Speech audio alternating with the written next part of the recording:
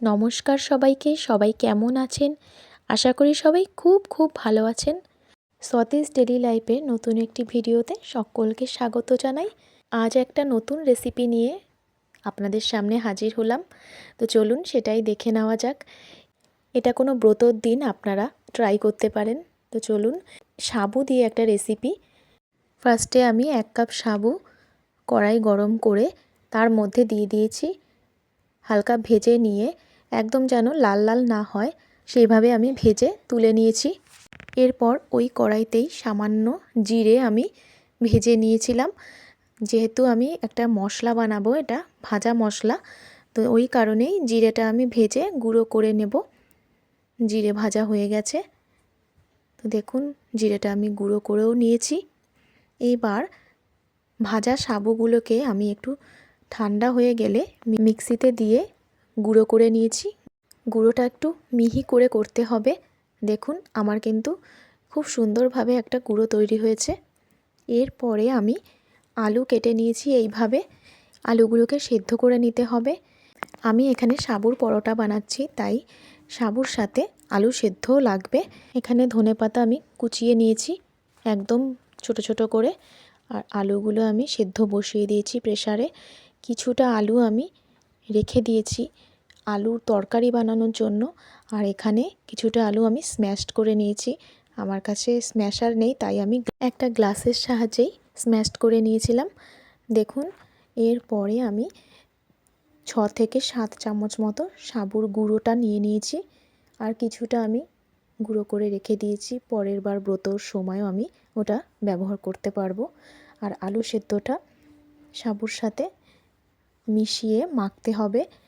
তারপরে আমি এর মধ্যে দিয়ে দিয়েছি একটু সন্ধক লবণ, যেটা ব্রত বা উপবাসের দিন খেতে হয়। ধনেপাতা কুচি দিয়ে দিলাম। এরপরে দিয়েছি সেই ভাজা মশলাটা, আর কিছুটা ভাজা মশলা আমি রেখে দিয়েছি। এর মধ্যে আপনারা চাইলে লঙ্কা কুচি দিতে পারেন। আমি এখানে গোলমরিচের গুঁড়ো দিয়েছি, তাই আর লঙ্কা দেইনি। এটাকে ভালোভাবে হাতের সাহায্যে মিক্সড করে নিতে হবে। যদি বেশি একটু নরম মনে হয় তাহলে আর একটু সাবুর গুঁড়ি অ্যাড করে নেবেন এর মধ্যে। যেহেতু কোনো ময়দা বা আটা এখানে ইউজ করা যাবে না ব্রতের দিন, তার জন্য সাবু দিয়েই এটা পুরোটা করতে হবে। আর একটু গরম জল অ্যাড করেছিলাম আমি। তো গরম জল দিয়ে মাখলে পরোটাটা খুব সফট তৈরি হবে, তাই আপনারা যদি পারেন গরম জলই দেবেন। ডোটা যখন তৈরি হয়ে আসবে তখন একটু সামান্য ঘি দিয়ে ভালোভাবে আবার মিক্সড করে ডোটা মেখে নিতে হবে। খেয়াল রাখবেন সাবুর থেকে আলুর পরিমাণ একটু বেশি নেবেন, তাহলে পরোটাটা একটু সফট তৈরি হবে, খেতেও ভালো লাগবে। ডোটা আমি 10 মিনিটের জন্য রেস্টে রেখে দিয়েছি। এরপরে কড়াইতে আমি সামান্য ঘি দিয়ে আলুর তরকারি করে নেব। তো যেহেতু সর্ষের তেল ব্যবহার করা যাবে না ব্রতের দিন, তাই আমি ঘি দিয়েই তরকারিটা করব। ঘিয়ের মধ্যে আমি একটু সামান্য গোলমরিচের গুঁড়ো দিয়ে নিয়েছি। তারপরে আলু দিয়ে সিদ্ধ করা আলুটাই আমি চপ করে কেটে নিয়েছি। ভালোভাবে ঘিতে আলুগুলো ভেজে নিতে হবে। আলু ভাজা হয়ে গেলে এর মধ্যে কিছুটা জল দিয়ে ঢাকা দিয়ে দিতে হবে, যাতে আলুটা আরেকটু সেদ্ধ হয়ে যায়। আলুটা আরেকটু নরম হয়ে গেলে সুন্দর একটা থিক গ্রেভি তৈরি হবে, খেতেও ভালো লাগবে।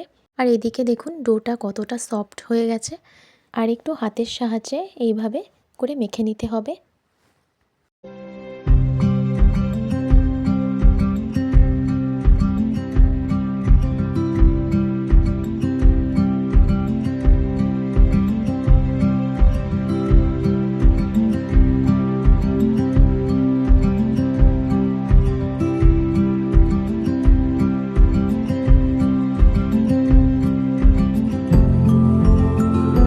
এরপরে এইভাবে গোল গোল করে রুটি যেভাবে করে সেইভাবে গুটি আকারে গোল গোল করে রাখতে হবে। আর এদিকে দেখুন আলুর তরকারিটাও আমার কমপ্লিট হয়ে গেছে। নামানোর আগে যে ভাজা মশলাটা আমি রেখেছিলাম সেই ভাজা মশলাটা এর মধ্যে দিয়ে দিয়েছিলাম, আর দিয়েছিলাম একটু সামান্য সন্ধক লবণ।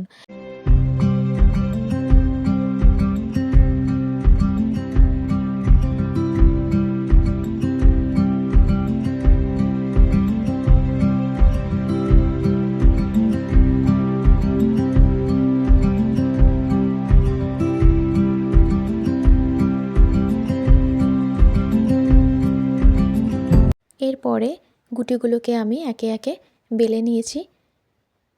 এগুলো কিন্তু বেশি একটা বড় হবে না, তো এইভাবে গ্লাস বা বাটির সাহায্যে কেটে নিতে হবে যাতে একদম গোলটা সাইজ মতো হয়, দেখতেও ভালো লাগবে। এটা একটু ফেটে ফেটে যাবে, তো তার জন্য চিন্তার কোনো কারণ নেই, সাবু এরকমই হয়। গ্লাসের সাহায্যে বা বাটির সাহায্যে কেটে নিলে সেটা খুব সুন্দর রাউন্ড শেপে চলে আসবে। আর বাদ বাকিটুকু আবার নিয়ে একটা গুটি করে সেটাও আবার বেলে নেওয়া যাবে। তো এইভাবে সব কটা গুটি একে একে সাবুর গুঁড়ি দিয়ে বেলে নিলাম। ভেতরে ধনেপাতা দেওয়ার জন্য দেখুন পরোটাগুলো কতটা সুন্দর লাগছে দেখতে।